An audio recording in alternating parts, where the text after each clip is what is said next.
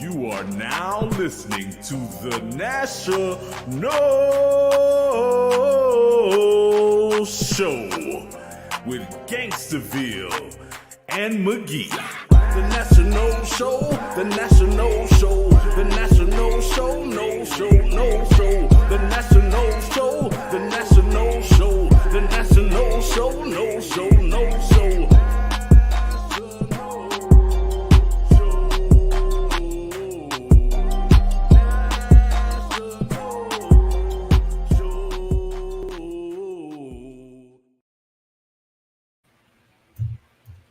All right, No Nation. This is the National Show with Gangsterville and McGee. If you're watching us live on YouTube, make sure you subscribe to our YouTube channel, which is YouTube /@National. That's @NATIONOLE. And then for X, IG, and all the other links, you can catch us at our link tree, which is linktree /National Show. That's NATIONOLESHOW. And then for the source, you come straight to your boys at national.com. That's nationole.com. It'll always have the latest episode. It's gonna have the great, wonderful merchandise that we got going. I got my jacket coming. You know what I'm saying? I got a spot in the scene. Other people kind of like got to get that whitey baby. So if you're trying to get like us, you know what I'm saying? Trying to get like the crew, trying to represent us, you know what I mean? Trying to support us. Go onto the website, go straight to the source, you know what I mean? And rock with it. Dude, the Gangsterville hoodies be flying off the shelf, man. You move product, bro. You move product. I should have been in the Gangsterville merch business for years. It's just a dope design on it, man. That shit fly. Yep. How you doing? I'm doing good, man. It's Super Bowl Sunday, my brother. Before we get into anything, I just want to say thank you for shooting me them Bad Bunny tracks yesterday, bro. Like, oh yeah, you have to get a little familiar. Bro, I like an old head. That's the like teenage shit to me, bro. So I'm just like, I ain't know what the fuck going on. What the hell? Where even to start? It was weird thinking about it in terms of singles, because you literally asked, like, send me some singles. Like, what bad, but and why the Grammys win was so important. Bad Bunny has been committed to albums throughout his career. Each album has had a very concise theme. It's borrowed from a different history of Puerto Rican music. It's really? He's kept the crafting of albums alive in a time in pop music when there aren't many anymore. There's a whole lot of singles, and I would call a lot of the albums that come out, I would just call self compilations, you know what I mean, or single artist compilations. Like there's not always like they don't have a theme. They don't have continuity and stuff. I totally agree. What's amazing is what Bad Bunny's done with each album, having a very distinct packaging, vibe, product, imaging, whatever it is, however you're looking at it, it's its own presentation. It's really amazing. But in thinking of my favorite songs, because that was the question, it was easy to answer. I had a favorite Bad Bunny song for a long time, and then this last album introduced me to a new favorite Bad Bunny song. But the new album's amazing. Nice. Every album's amazing. Nice. And it's a really big deal for Puerto Rico. This is their biggest artist at present, streaming on a global stage in a way that celebrates Puerto Rico, reminds the world Puerto Rico is part of the United States and a real place, and like alive and vibrant. Right. Puerto Rico and Jamaica are these two little tiny islands, but they've made amazing global cultural impact. Yes. And that needs to be respected and appreciated. And Bad Bunny's going to crush it because he is phenomenal at rocking big stages. He did this, I don't know how many, it was like a 60 gig residency in Puerto Rico, an enormous arena. He's toured the world, he's toured the United States, he's toured everywhere. He's done every big stage. He's a phenomenal showman. So it's going to be great. It's going to be great. Awesome. Yeah, it's going to be absolutely great. And I'm interested to see, like, I'm sure there's action. If you want to go on one of these prop apps or these proposition, prediction market apps, you could probably bet like what's his first song going to be or who his special guest is going to be or anything like that. Like that's kind of cool too. Yeah. So shout out to Bad Bunny. Shout out to the entire island of Puerto Rico. I love that place. And it's cool. It's cool. That was cool. That was cool that you even looked into it, right? Like, let's be real. Oh yeah. A lot of old people are going to be like, Bad Bunny, Rabbit, Big Bunny, whatever. I'm not listening to that shit, right? Right. So I'm glad you did that. I try to be open with all artists, man. No matter what. So yeah. I just sometimes it's just how much work goes into making music and right. And you certainly know how much work it takes to get it out and share it with people and how hard that is. And the fact that he's connected with globally is amazing. So. I recently did this myself. I realized I had never listened to a Billie Eilish song. And I went back and I just like dove deep into her entire discography. And I was amazed at her artistry. I gotta put on the list. Really adult shit that she's, like able to synthesize in a creative way. And like, I was just really impressed with her, with everything. And so I recognized what you did and I loved it. That was cool. Awesome. Yeah. Hey, so I real quick before we get into things, because we got some shit to talk about, even before we get to the Super Bowl, because big football game, right? First off, sorry for the look. I'm in my my very strange office at the Coral Boutique. But show must go on wherever I'm at. We gotta do it, Second off, continuing the theme of late, Merch God McGee. I got the Bet Your Ash zip up hoodie, betyourash.com on the back. What are we smoking today? What are we smoking today? This is available at betyourash.com/shop. Oh, man, I like that. It's kind of warm in here, so I am going to take it off. but shout out to everybody at the Bet Your Ash podcast and network. And that is definitely a performance piece right there. That's something I want to rock on stage with, right? Yeah, man. What are we smoking today? All right, so. We got more importantly, right? We got a real serious question. What are we talking about today? Because obviously we're going to talk about the Super Bowl. And obviously we got a little pro no report, but really just some golf and some basketball to talk about. But it's important stuff. A lot going on in those worlds. But before we go a step further, I'm shocked that we got through the intro without bringing this up. Gus Malzahn retiring very late in the coaching process, dude. What the hell is that all about? Did he just one day wake up and realize he was old? What happened here? No. From the reports that I've been reading, apparently something health-wise is going on with his wife or whatever. So it's kind of like one of those, let's just step away from football, take care of some personal type stuff. That's or whatever what a going real on. Man does. That's what a real person does. That's what a real partner does. I have the utmost respect for him, though, because with him going through whatever he was going through, he could have said, fuck this place right after the season or whatever, which would have hurt us recruiting-wise or whatever. He could have said mid-season. When did this all start? Exactly. Right. Notice when this is done. He did this right after the portal ended.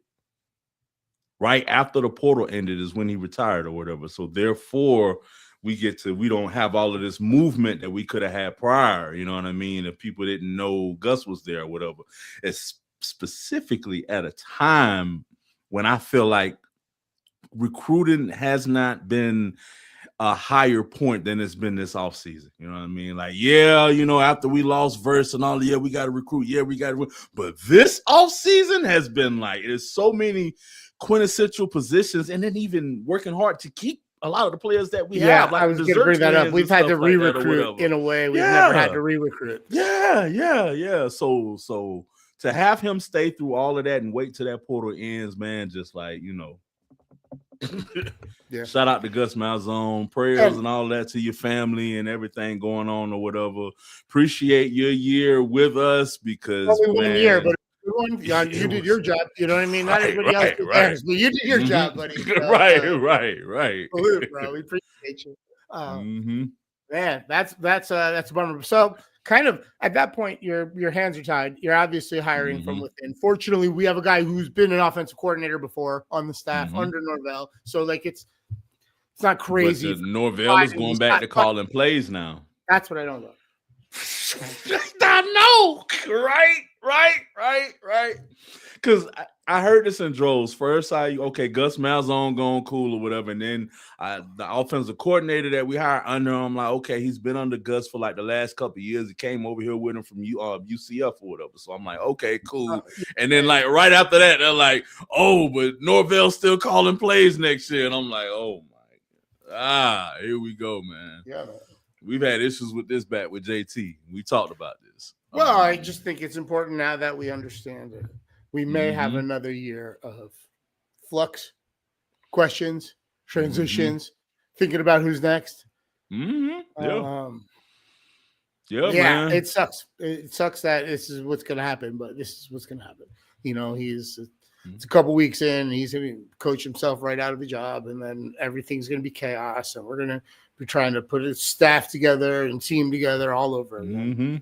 All the shit we wish we could have done if it wasn't so expensive to have just fired him. Right? Like, we're broke. You know, we would have avoided that. You know, we would by just doing it last year. Right. Our hands are tied. You know, we went all in on a bad hand, and now we got to rebuild our stack. I mean, that's the nature of gambling. That's the nature of poker. That's the nature of playing the game. It is what it is, man. It is what it is. It's how it is in all business. You know, you back a play. And if that play doesn't work, you know, your hands are tied for a little bit. And you scramble and you figure out and you reorganize and reassess, and then you come with a new play. You know? Yeah. Now, I will say, though, the more tape and the more research I've been doing on the quarterback Ashton that we got, and the guy from the Division III or whatever that we got or whatever, he was like National Player of the Year or whatever. We got some, and then with the incoming Kevin Sperry or whatever, we got some talent at quarterback for next year or whatever. So that's a huge plus. There'll be there's going to be a battle for the job. Yeah. From all aspects, saying whatever. And Ashton when was the last time? When was the last time we went into a season and we didn't know who the starting quarterback was going to be? Like JT. Man. Before that, it was Jameis's rookie year. Jameis's freshman year. Because we didn't know he was going to be the quarterback. Because he went against that quarterback that transferred to Coker. It was him and Coker. We didn't know. They thought it might be John Coker. I forgot. I don't know. But whatever. He transferred to Alabama, right? Yeah. Joe Coker? No, I think it was Larry Coker. It was going to be like one or the other, you know? And that was the last time. We haven't had like a real quarterback battle. Let's see the cream rise, baby. Let's go. Nobody's been like, hey, here's your big ass NIL bag. You're the starter, right? There's no commitments. I love this shit. Let's go. Yep. So I like that aspect of it. I like the aspect that we're scraping for positives, bro. Yeah, but at least we're like, yo, it's great. We don't know who our starting quarterback is. Come on, man. Right. I'm trying. I know. But hold on, let's just keep it on the positives, man. Please, we got some nice young running backs coming back in, man. We got our top receiver coming back or whatever. Yeah. The Dessert Twins are coming back. We got a youth movement going where we're actually promoting players from within next year versus bringing all of these outside players in for jobs and stuff or whatever. That I like about our team. And then I don't know, worried about the blocking for those young running backs. Yeah, but I like that we have a couple of them, and you know, this is a couple years in a row we've had a deep running back room. That has not been the issue lately. Yep. You know, wide receiver room, like obviously we wanted to get more production out of it, but we have athletes in that room. Like that's not been the issue lately. It's been, you know, defensive line, never the issue in Tallahassee. Never the issue. Really, defense, we usually have talent. It might not be veteran talent, right? It might not have the miles on it we need to have, but it's always enough, right? Like it's always athletic.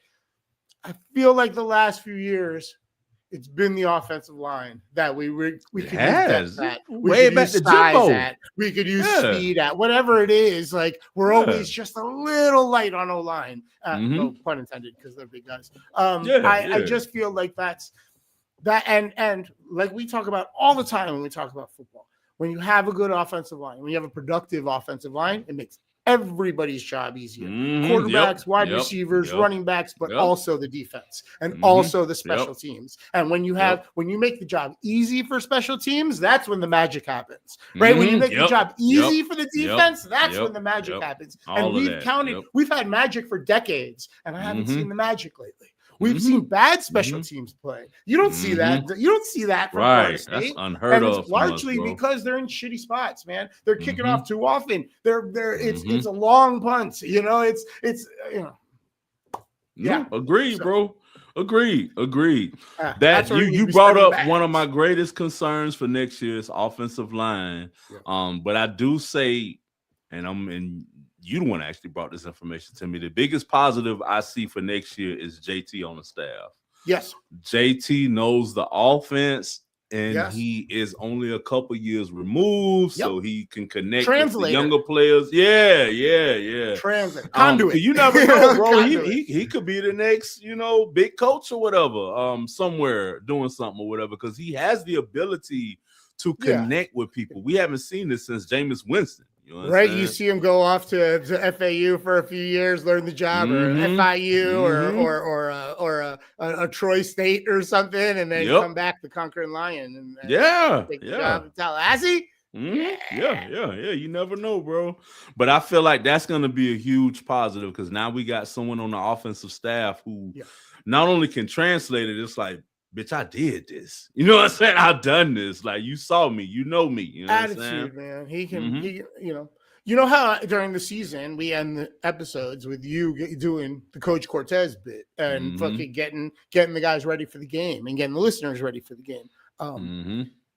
If he takes over that role in the locker room, it would resonate. It would have impact. It would have power, because all those guys just saw him go down fighting. They saw him go down fighting, put his whole fucking life and career on the line for this team, right? That's the fucking shit that we need back. We need people that really fucking care. I'm getting moist. Just thinking about it. You're right.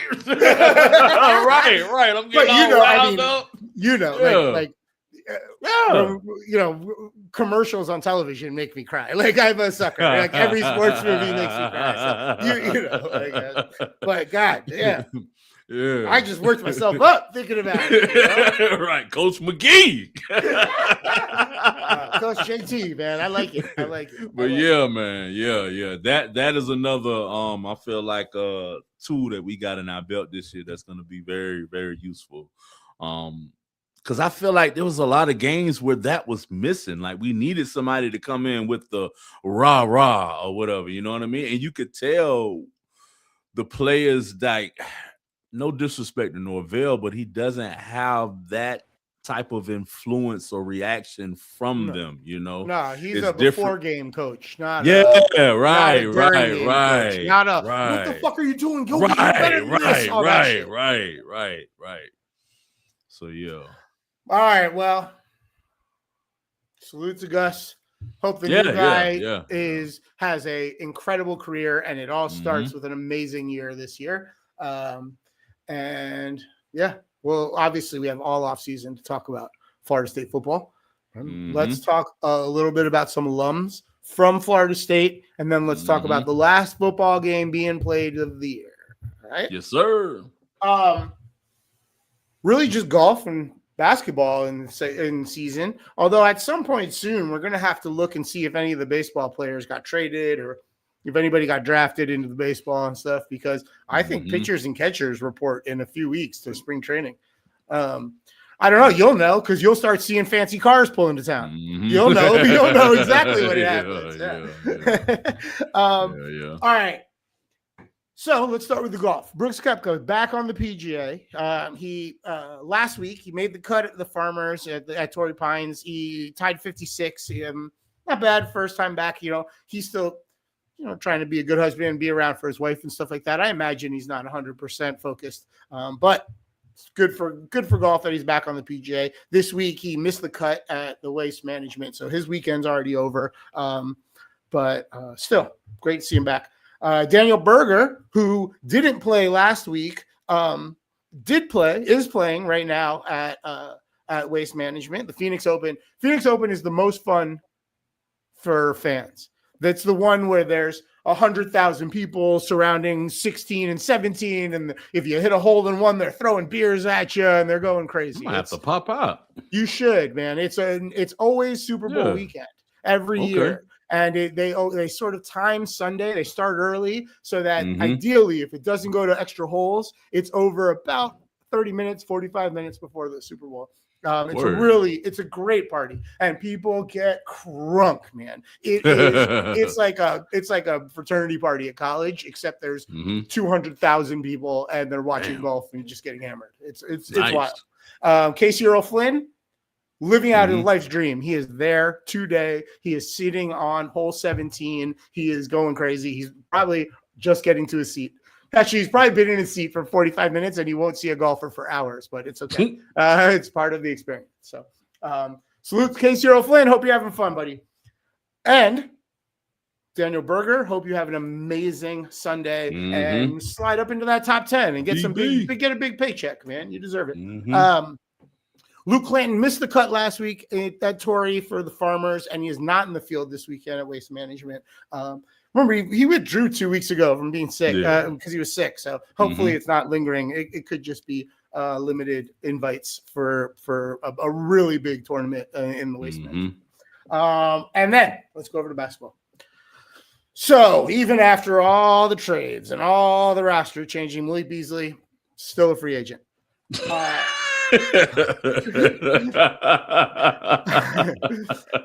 Jameer Watkins, the rookie for the Washington Wizards, has been getting real legit minutes lately. Including like 45 of them last night at I believe it was at Brooklyn against the Nets. Point is, in that 45 minutes last night, he racked up 13 points, plus a rebound, an assist, a steal, and 2 blocks because he went to Florida State, and Florida State basketball players hit every single category on the stat sheet. That's what they were taught, right? It's that simple. So he is, I think, obviously the minutes increase of late, it's the whole week, he's been playing a lot of minutes. I think that due to the roster changes, they sent out a lot of pieces to bring in Anthony Davis and Trae Young. Those guys aren't really going to be a part of the team until next year, right? They're going to. I don't think we'll see Anthony Davis again this season. Maybe we see Trae Young a little bit, but this is Washington probably Wizards. Both of them. Yeah, they're going to hold off because they're trying to tank. They're trying to get add another pick. They have SARS. It looks like they have our guy. They have a couple of pieces, and if they add another good pick in the draft, they might go the European route again, or go with an older rookie, an older person in the draft. And they might have a real team next year. Like they might. And now everybody has to stay healthy, right? And that's really hard when you have AD. But, you already know. But they might have another move up their sleeve. I'm just saying, watch out for the Wiz. I can't believe I'm saying that. It's been 15 years since I felt this way. Even when John Wall was there, I was always like, this is not going to work. Beal and Wall, it's just not going to work. I never really felt it. And now, this feels like they're getting a nucleus together, maybe.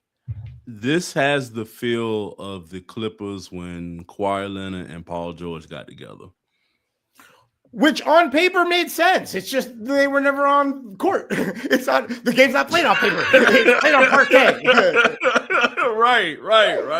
I've never eaten parquet before, and I really enjoyed that. That made me happy. Right, and then also coming from a Laker fan who has had AD on our team for years, bro. No, don't set yourself up to be disappointed. He got you one ring. Yeah, in a COVID year when they played like 40-some games. You're telling me the Wizards wouldn't fucking give you $1 billion for one ring and it being a COVID ring? Right? I know. Pistons or any of these teams that haven't. What I'm saying is we're not going to get another COVID year like that. Like no if an travel. epidemic, That was the big one. It was the no travel thing. You know what I mean? Yeah. If an epidemic break out next year, okay, watch out for the Wizards.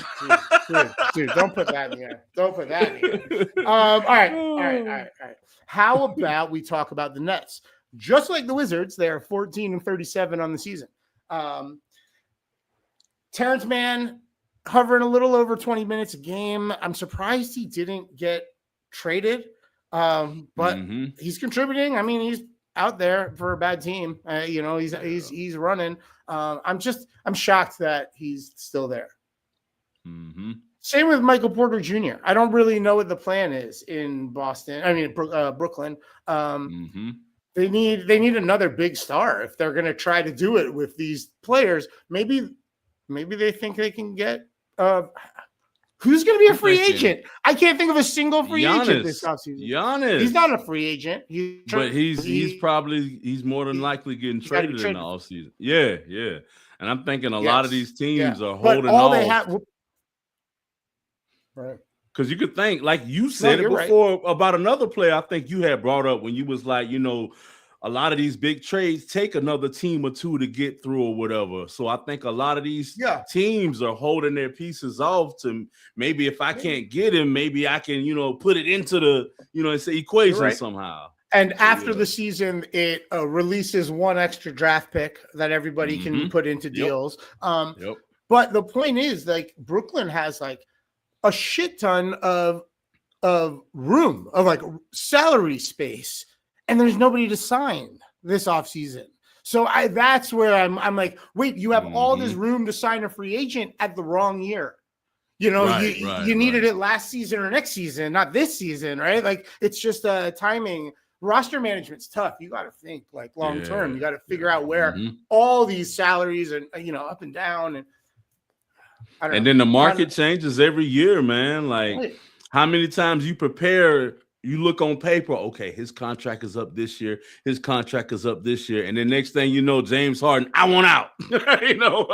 Or somebody, I want out. I want out. And then it seems like it was pretty mutual. I mean, the Clippers. Oh, no. I didn't mean that situation this time. But I just mean the market in general goes from expecting these players to be available to James Harden is available out of nowhere. You know what I'm saying? Yeah. Giannis is now available out of nowhere, even though he got John Morant's still available. John Morant, I don't know what's going to happen there. Ain't nobody going to touch that. Well, somebody's going to take it on a discount at some point. Exactly. And he's going to have a chance to rehab. Yeah. He's going to have a chance to rehab his image in a different city, and that might be better for him. That might be good for him. He kind of needs to go to someplace boring. Right? Like Memphis, Utah. Yeah. You're right. Like, there's not even another city to. I mean, maybe we say Milwaukee. Giannis will tell you, like, he'll get in trouble. It get wild in Milwaukee, man. You're right. Utah. You need to go to Utah, bro. You're right. It's perfect. Maybe Sacramento. Not a lot going on. Nah, you putting them in the Bay? Yeah, Sacramento's a couple hours away. It's a couple hours away. Okay. Yeah. Sacramento's still too close, bro. Yeah. I'm putting them in the middle of freaking nowhere. Yeah, you're right. Or sending them off to like Toronto somewhere or something, bro. Maybe NBA get a team in Mexico, sit his ass across the border, or Puerto Rico. There's gonna be an NBA team in Mexico City. Hell yeah. It should. Mexico City is a dope city. Higher altitude. Speaking of NFL, higher altitude than Denver. Damn. So that ball's going to travel. All right, let's keep rolling. How about we talk about the Bulls? You know how I do this thing every week where I talk about how they're heading straight for the play-in game? They're playing themselves out of the play-in game. They are 1-5 since our last episode, and all 5 of those were in a row. It's all bad in Chicago. They traded away Lonzo, and I guess some of those parts, maybe after the All-Star break, they find their spot and they play themselves back into the play-in game. But if there's no way that if they're in the playoffs, they have to go through the play-in game. Like, there's no way that they're going to make it straight to the 7th or in the 6th. Right. No way. Bulls are kind of a mess, man. It's kind of a lost season, it feels like. P-Dub's out there. Patrick Williams out there on the court. He's getting stats and he's getting minutes and everything, but it's just a mess right now for Chicago. Yeah. And it's too bad because that is they've just crossed every superstar they've come across has just been X'd itself out or whatever, or right. been injured or whatever. I Poor feel management. like they're one star away. You know what I mean? One star away. Somebody's going to save that. Somebody's going to revive that franchise, and they're going to be treated like a king. And being a king of Chicago is a great thing to be.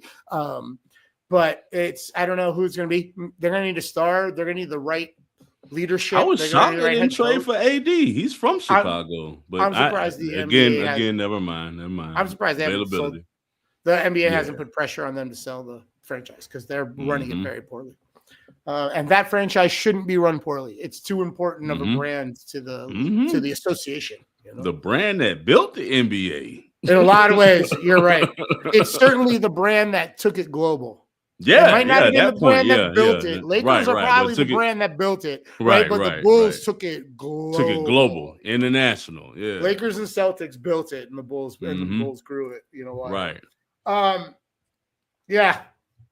I never really thought about it. Like, I've never really thought about it, but it's real. It's real. Whoever saves that organization, and it needs to be saved. Whoever needs to save that organization is going to have a good life. They're certainly not paying for any dinner checks in Chicago ever again. And there's a lot of great restaurants in that city. Even on another aspect for the economy of Chicago, to win another championship, man. Especially in the NBA, even the Bears or whatever, but just the city, man, the you're seeing the impact the Bears playing well again is having. Right? And that's only 8 games a year, home games, 16 games a year, total, or 17. All right. How about we talk about Jonathan Isaac and the Magic? Magic are 27-24, 3-2 since our last episode. They're sort of just kind of hovering where they're at. Like, they don't seem to be getting better, but maybe that changes now that everybody knows they're not getting traded. I wonder the impact that the trade deadline has on people, especially like the Magic, where there might be, this reports Paolo might go to this team or whatever. Maybe after that, there's a settling. There's a comfort in knowing that if we're moving, it's not anytime soon. Let's go play basketball. Right? Yep. He's been, honestly, Jonathan Isaac hasn't been out on the court much. When he has been out there, it does okay, I guess. Nothing crazy. He did drop 9 points in a loss at San Antonio last week. But minutes are down, points are down, stats are down. I mean, everything is – his presence is down. His presence is real down on that team. And it's weird because a few years ago, he was a big part of that. That kind of redirection of the team. He was their defensive leader. He was, I don't know. Now it's just tough. Yeah, I think it's a youth movement going on over there, man. And they're probably trying to figure out which younger players are going to work with Powell going towards the future. Or, if they get rid of them, which they can put their benchmarks on or whatever. Yeah. So, I think J.I. probably lost a step with some of those surgeries. He had a bunch of injuries, but it was two big ones, I think. And I just think, losing half a step is enough to get, left in this game, in this sport. It's all up and down. And it's getting faster, not slower, right? It's getting more, more offensive points, etc. Raptors, 4th in the East.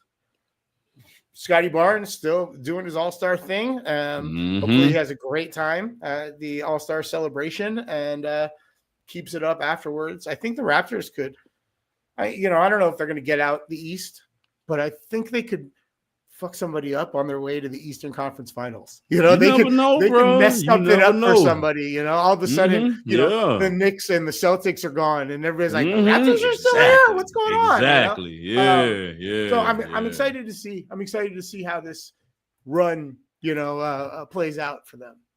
It's weird that I've become a Raptors fan this year, but it's Scotty Barnes. That's yeah. Scotty Barnes. And then over in the West, still second, San Antonio Spurs are on a 4-game winning streak.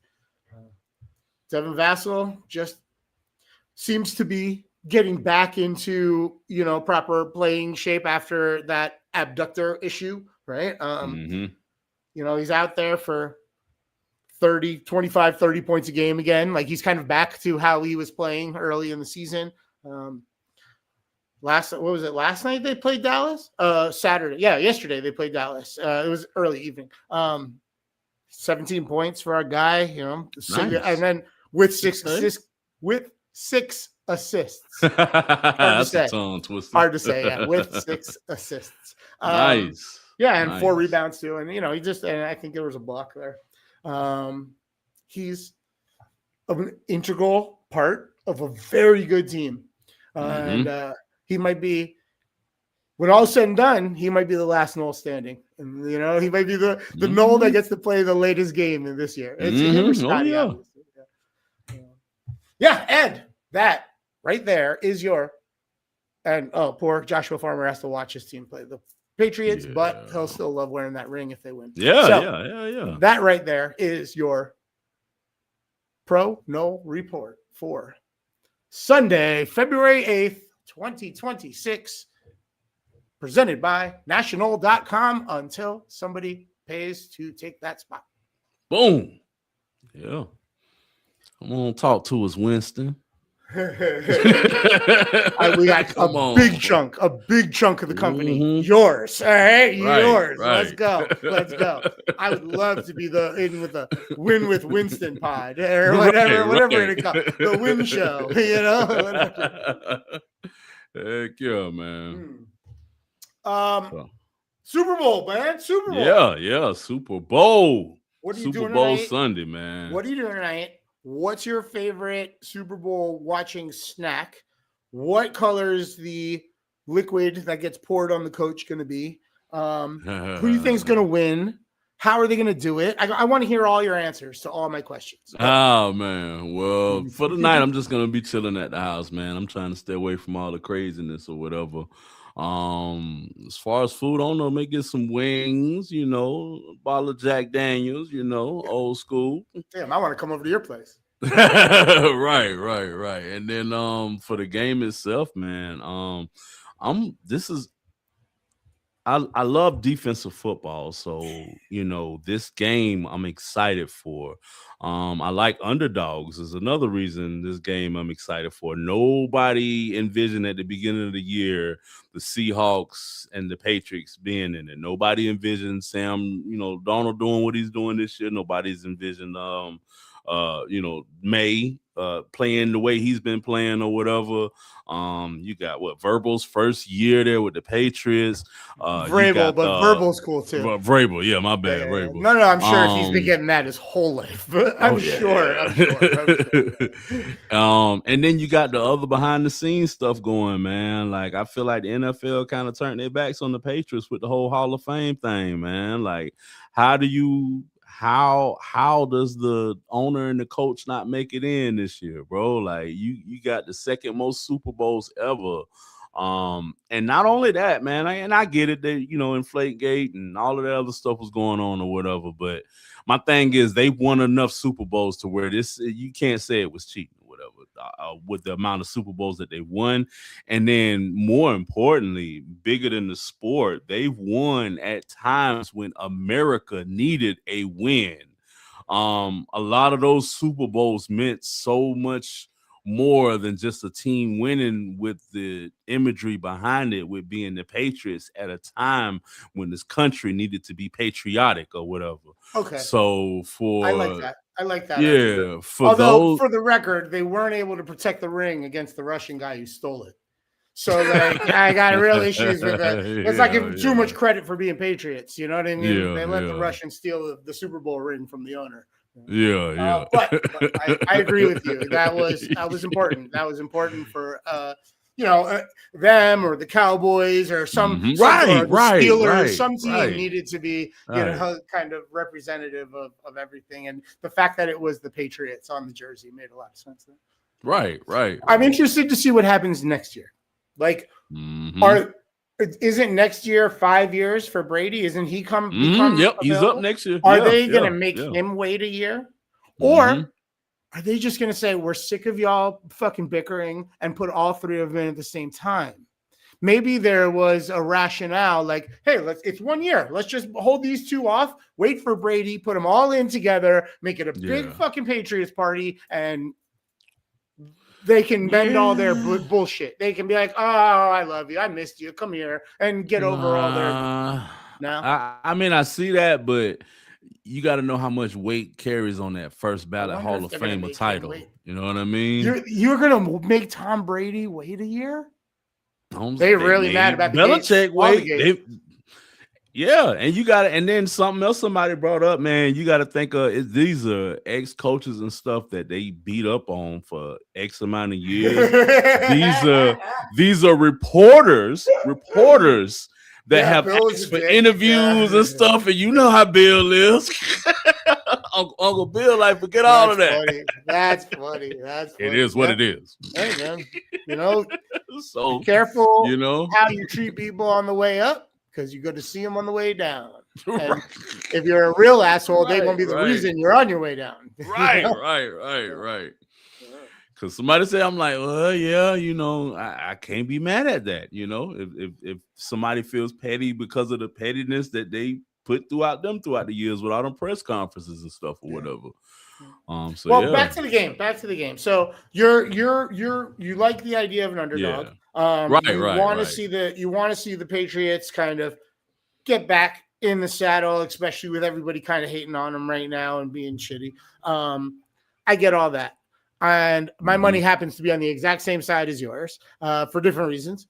My whole thing is that everybody's betting Seattle, and when everybody bets Seattle, I want to be on the other side. Also, Casey Earl Flynn brought up something really interesting on the Bet Your Ash pod, and he asked me, like, think about this spread and whether or not it's the right number. What would it be if the game was being played in Seattle, and what would it be if the game was being played in New England? And I did the math. It's usually about 3 points in either direction, and I realized in all three, this number's it's too far. Right? If it was 1.5, if it was 2, I would be betting Seattle, right? But at 4.5, you're giving me that field goal. You're giving me down a field goal touchdown to win the game at 4. Oh yeah, I'm betting New England, right? I'm definitely betting New England. Yep. New England can be up a field goal at the end, lose to a touchdown, and I still get paid. Yeah, I'm definitely betting New England. Yeah. Also, just like you mentioned, these defenses are really good. Both of them. Both of them. And both of these quarterbacks are mistake prone, even if we haven't seen Sam Darnold do it in a while. Right? Right. But on the other side, like, Drake May's young, man. He's never played this many games in a year. He's never played a game of this magnitude. And, there might be a lingering injury. And his offensive line hasn't been protecting the passer well for 4 or 5 weeks, whatever, for the playoffs, ish, but Vrabel loves this moment, and Vrabel can rely on the running back. I forget his first name. It's wild. It's a wild first name, but Stevenson is the last name. And if you can, you taking a little flyer on him to be the MVP, probably not a bad bet. If you can get a good number on him still, it's probably come down, because I think a lot of people are thinking about it like this. Yeah, Vrabel's going to take the game out of Drake May's hands and run the ball. Plus, he likes linemen. He wants the big guys battling out. He's going to use the whole clock in between plays and shit. I think the under is the bet, under 45.5. I have a little wager on defense. It's not that little. I have a pretty substantial wager at that there will be a defensive or special teams touchdown. And then I realized that if I bet each team separately, I would get an even bigger payoff. So I also have each team, getting a touchdown or either defense or special teams getting a touchdown. And that he pays off even better than the will there be a defensive or special teams touchdown. So I say that to say, if anybody's betting all the props, read every word, look at all the other props, see if there's other ways to get down the action you like, because sometimes you get a better payoff one way or the other. My first bet was actually a bad bet because it's not at the best number. My second bet, even though it was 2 bets, but my second action, much better wager, because I got a much better number. That's the goal. You should always want the best number possible. Yep. Heck So shop around too. You know, if you're in one of the states, a lot of options. Yep. Yeah, I think it's gonna be a good game though. I think it's gonna be a good game. You know, you brought up Bad Bunny. I think it's gonna be a great halftime performance. I think it's gonna be a good time. Yep. I don't understand why people are so upset, man. Why would you not want Bad Bunny to perform when the people, his fans, are like some of the most beautiful women on the planet? Like, you should want to see them smile. Like, come on, man, get over it. Right. Awesome. Yep. Yeah. I mean, we've seen LA put their culture on. We've seen what was it, Louisiana last year or whatever, put their culture on. So it's nice. I mean, it was weird that there was an LA guy performing in. Right. Yeah. Especially while he's beefing with Lil Wayne's guy. Like, that was a little Yeah. But agreed. The dramatics drew a lot of attention to it. Like it. Once again, which was probably Jay-Z and Roc Nation did a great job with the booking because, look, we've been talking about this halftime performance for 5 months. We didn't know who the teams were in the game until 2 weeks ago. Jay-Z's good at his job, or the people he's put in position are good at their job, which means he's good at his job. Right? Agreed. I mean, it just makes sense. Like, even business-wise, like when I looked at the situation 5 months ago, not even knowing a thing about Bad Bunny's music, I just looked at his views, his influence, his global presence, and then you look elsewhere and it's like, who else can fill that void right now? Yeah. Who else is gonna bring that level of attention or whatever? You know what I mean? Yeah. But you gonna bring Drake? You know, so like it just makes sense. They're not, and it's the Bay Area. You can't call, you know, you're not calling Too Short and E40. They're not coming out there. You know what I mean? Right. That's not going to carry that spot. You don't really have newer generation. Really that's too older. It's too older. Right? You don't really have a local cat that's big enough. So I mean, I think La Russell is the only one I can think of. La Russell's good. Mr. Fab. Mr. Fab's dope. He just put out a track. First off, you named 2 different artists that have put out singles with my homie Dayon in the past month. Dayon, shout out to my guy Dayon. He literally 2 days ago track drop called Vicious with Mr. Fab. It's awesome. Check it out. It's on YouTube. Okay. And not a month ago, he and La Russell put out a track together, and the title of it's blanking. I'm blanking on it. But shout out to Dayon. Yeah, that's the homie. That's the homie. Word. Yeah. Hell yeah. Cool. All right. Speaking of being vicious, big football game to watch. There's gonna be vicious hits left and right tonight. I got a million things to do before the game starts, so I gotta go, bro. Yes, sir. Let's get it. Let's get it. Thank you all for watching the national show. If you're on YouTube, make sure you got the notifications hit it. Make sure you're subscribed. That's very important in the off season when we are that consistent about how often we do shows. Probably going to be a few weeks till the next one, man. I need a break. And if you prefer the show as an audio product, it is available via the Bet Your Ash Podcasting Network, BYAPN, BYAPN, and like all the shows on the network, it's available at betyourash.com. And also, just search Bet Your Ash on Spotify or Apple Podcasts. And the national show, we have a Linktree page. That'll give you all our links. If you want to hang out and chat with us on socials, it is Linktree/National Show, NATIONOLESHOW. Gangsterville is also on Linktree/Gangsterville, GAINSTAVILLE. There you will find all his social media links, plus links to all the platforms where you can listen to his excellent music. I get The Weatherman's one of those tracks that when I listen to, it sticks in my head for a few hours. You know what I mean? Like, nice. Follows me. Yeah. So nice. Check out his new track, Weatherman. He's got a whole bunch more coming out. And shit, you're only a few months away from April 20th, bro. You got a date. You got your own Super Bowl. You know it. What else? I did that. Oh, yeah. National.com. We have a website. It has our links to our socials. It has our latest episode, and it has our dope ass national merch. Get it? Coffee cup, boy, and hoodie, and shirts, and whatever. Just get all that. All of that. Hoodies. Different colors, all kinds of cool shit. Check it all out. The tote bag works. I tote things. in the bag. It's amazing. It's amazing. Oh man, I think that's everything, right? Did I forget anything? You got it, bro. All right. Well, listen. Whether there's one football game left in the year to play or hundreds, doesn't matter. It is always go Noles. Go Noles. And you have just finished listening to The National Show with Gangsta, Vizio, and McGee.